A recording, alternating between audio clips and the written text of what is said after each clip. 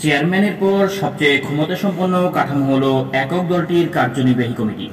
সাধারণ সম্পাদক সহ 15 জন সদস্য সকলকে চেয়ারম্যানই মনোনীত করেন। একক এই দলের শ্রমিক, কৃষক, ছাত্র, মহিলা ও যুব বিষয়ে অঙ্গ সংগঠন থাকবে। তার বাইরে দেশে আর কোনো শ্রমিক, কৃষক, ছাত্র, মহিলা ও যুব বিষয়ক সংগঠন থাকতে পারবে না। পার্লামেন্ট নির্বাচনে কেউ প্রতিদ্বন্দ্বিতা করতে চাইলে তাকে চেয়ারম্যানের অর্থাৎ শেখ মুজিবের অনুমতি নিতে হবে। চেয়ারম্যান ইচ্ছা করলে গঠনতন্ত্র পাল্টাতে পারবেন এবং চেয়ারম্যানই গঠনতন্ত্রের একমাত্র ব্যাখ্যাকারী হবেন। বাকশাল ব্যবস্থায় জেনারেল মূল প্রশাসক হিসেবে যেসব গভর্নর নিয়োগ পাবেন তারাও হবেন প্রেসিডেন্ট হিসেবে শেখ মুজিবের মনোনীত। শেখ মুজিব একটিমাত্র সংসদীয় আসন থেকে নির্বাচিত একজন সংসদ সদস্য ছিলেন মাত্র। সংসদীয় পদ্ধতির সরকার ব্যবস্থা বিধান অনুযায়ী সংখ্যাগরিষ্ঠ সংসদ সদস্যের সমর্থন লাভ করায় তিনি প্রধানমন্ত্রীর দায়িত্ব লাভ করেন। এই ব্যবস্থায় প্রধানমন্ত্রী এই রাষ্ট্রের সর্বোচ্চ নির্বাহী ক্ষমতার অধিকারী।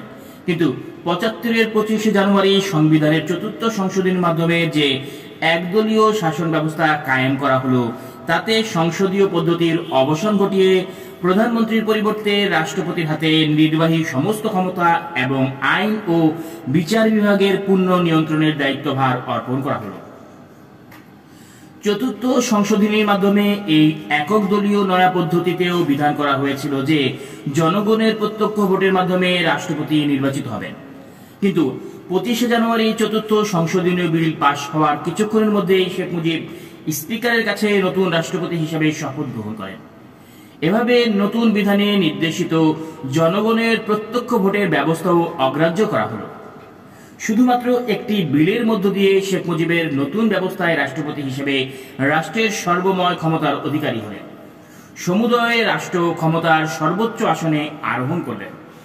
4র্থ সংশোধনীর এই বিধান একই সাথে পাশ ও প্রবর্তন করা হয়েছিল এবং ওই সময় বহাল রাষ্ট্রপতির অনুমোদন নেওয়া হয়নি, যা ছিল সংবিধানের অপরিহার্য নির্দেশ।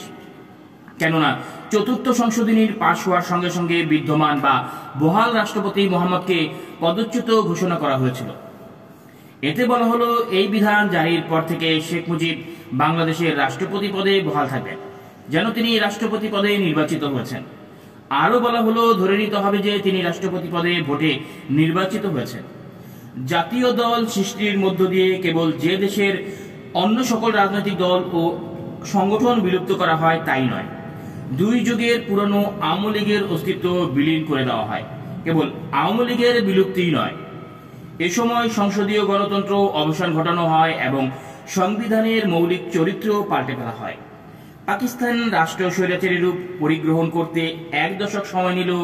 বাংলাদেশে স্বাধীনতার মাত্র 4 বছরের মধ্যে আনুষ্ঠানিক স্বৈরতন্ত্র প্রতিষ্ঠা, তা অতীতের চেয়েও নিকৃষ্ট রূপ পরিগ্রহ করায় জনগণ কেবল নয়, তাতে খোদ শেখ মুজিবের নীতি নির্ধারক থেকে শুরু করে সমর্থন পরিমণ্ডলেও গুরুতর প্রশ্ন ওঠে।